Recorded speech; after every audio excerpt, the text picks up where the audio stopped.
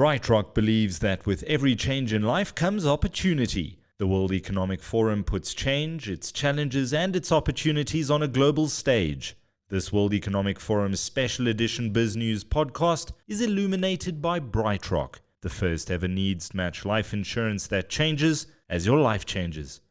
Well, it's good morning from Davos, Switzerland. On the sidelines of the World Economic Forum, we have the head of delegation and economic cluster, who also wears the hat as the Minister of Human Settlements with us, Mmamaloko Kubayi. Good morning, Minister. Thank you. You gave us quite an extensive briefing this morning. Let's just start with the overall message that you're trying to send to the world from WEF 2022. Good morning, Michael, and good morning to your viewers as well. Indeed, our message as Team South Africa is that after a break in terms of COVID affecting us being able to sell the country globally, we are back on the World Economic Forum stage, saying South Africa is back. South Africa is working hard to ensure that we recover, not only recover, but reconstruct our economy to a better new way. One of the things that we are carrying a message of is that we have developed a plan, which is our economic reconstruction and recovery plan, and we are way in implementing it. We have released a report on the structural reform, which has been a major issue that global market has asked us to work on and improve. And now we're looking as well the implementation of the ERRP, which we can conservatively say we are at 60% of the implementation. So we know that when we release the report, quite a number of people were skeptical to say you always have plans. But what we are showcasing and the message we are carrying today is that we do not have only a plan, but we're implementing it. And we're starting to show the results. There are 7 key areas that we had identified, or pillars that we had identified in terms of the ERRP. And we are already reporting on those 7 areas to say this is the progress. And we are actually making sure that those that are remaining, we can be able to improve on them and showcase that now the train has moved from the station and we are serious about rebuilding our economy as a country. In terms of the size of the delegation this year, is it a sign of the times that it's a little smaller than in previous years? No, definitely the size of the delegation is lesser. And the reason why we can say this is one, the change of time. You'd know that previously it used to be in January, now it's in May. This coincides with other activities and conflicting priorities of countries. So the first issue, it's around that as we look at it now in May, is that in government or in the country, we've got budget votes, so more around the work there. But secondly is that you have SADC work that has to happen that the president is focused on, which is also critical. So COVID has really disrupted the calendar of events in a year, and the global communities are trying to find a way of adjusting. So while we are finding a way of adjusting, obviously the first one, you can see even with WEF, we're not the only country that has reduced delegation. All countries have. And many of the global companies that used to participate are not even here, some of them. So it's readjusting and refinding our feet globally as global community within the business forum. So we do think that we are here. We've got a good delegation from business that as Team South Africa, we think will be able to send the message that is strong, that says we're back on track.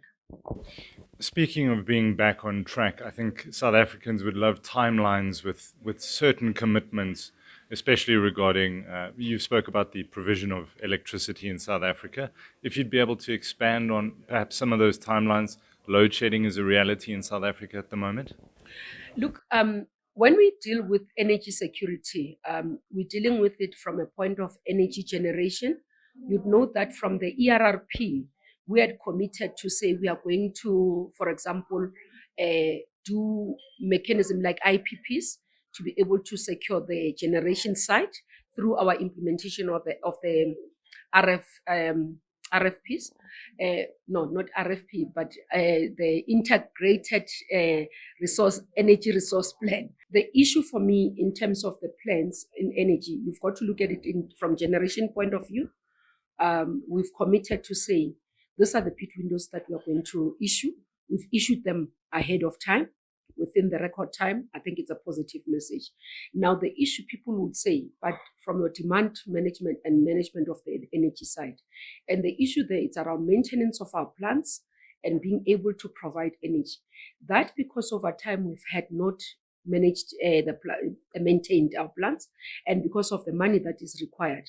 And that's why Minister Kodan this year would have issued a statement to say we have lost capacity in terms of maintenance and all that, and work is being done.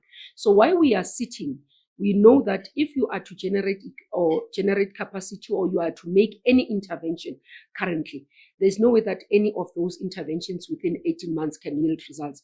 So what we are talking about is 18 months that should be able to give us some level of intervention that can.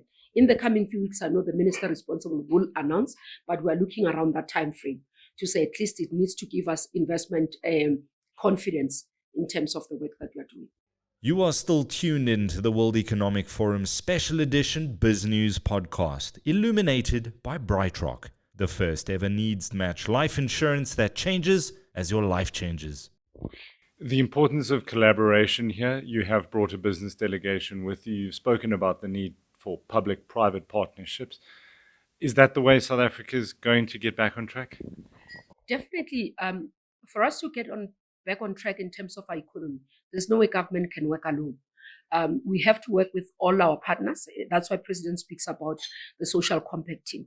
The responsibility of us, all of us, knowing that we have a role to play and therefore playing that role. With the PPPs, public-private partnership, I mean, the rollout of the vaccine, the work that has been done, it's one of the examples that we can say we've seen the importance of working together with business, and we see the results.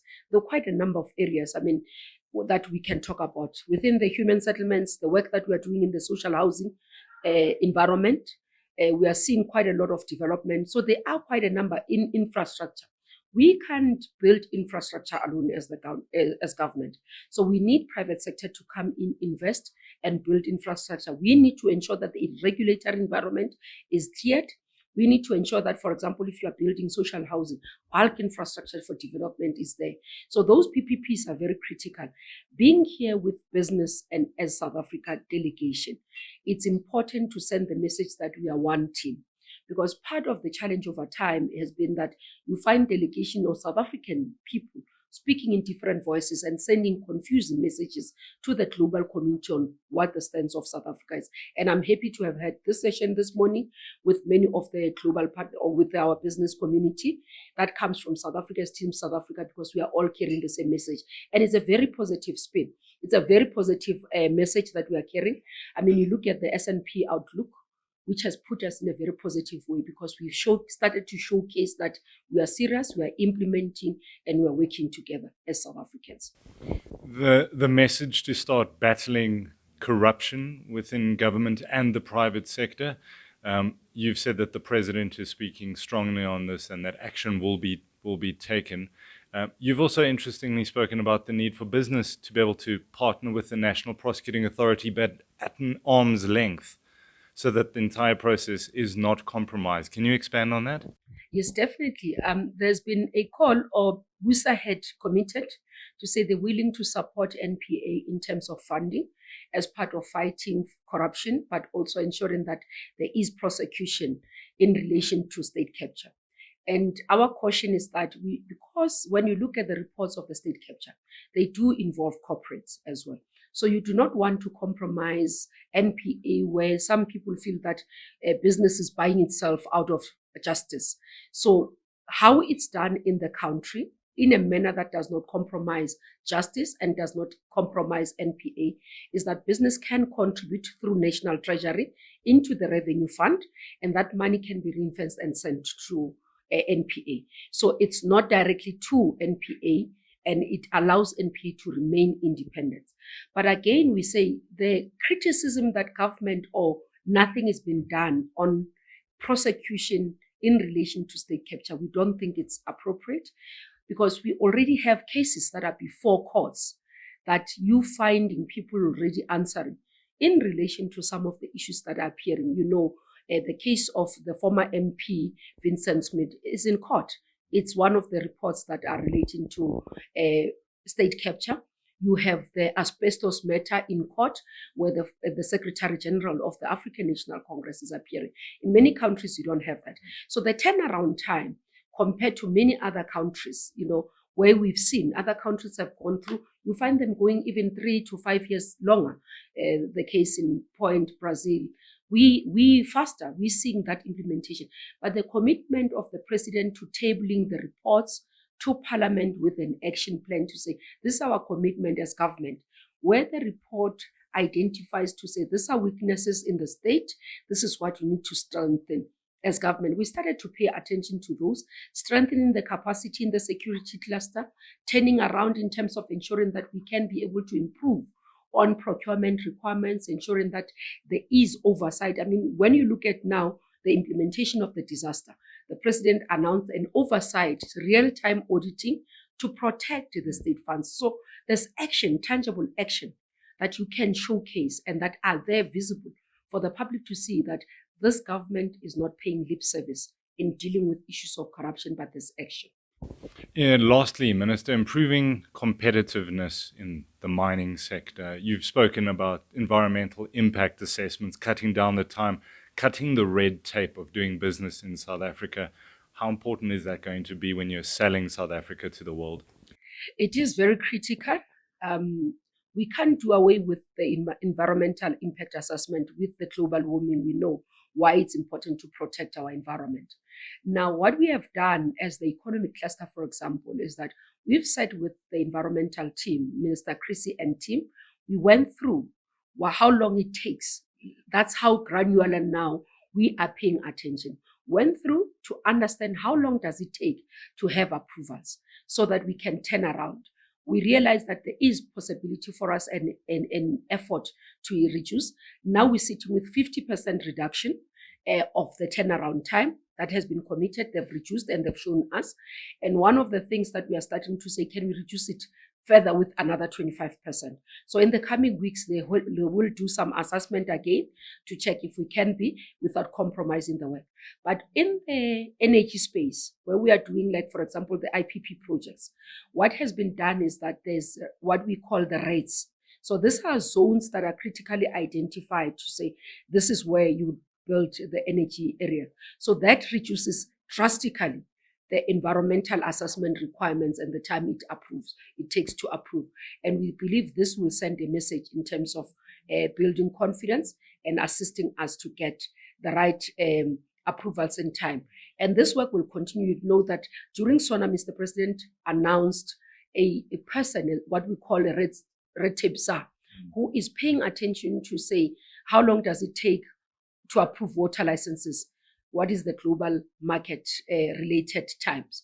How long does it take to approve EIAs? How long does it take to approve plans in municipalities? So that we pay attention to those and reduce them. And our target is that within this financial year, there should be, at least in all the areas, 50% reduction of turnaround times. Well, Minister, thank you for your time and wish you and Team South Africa well. Thank you very much.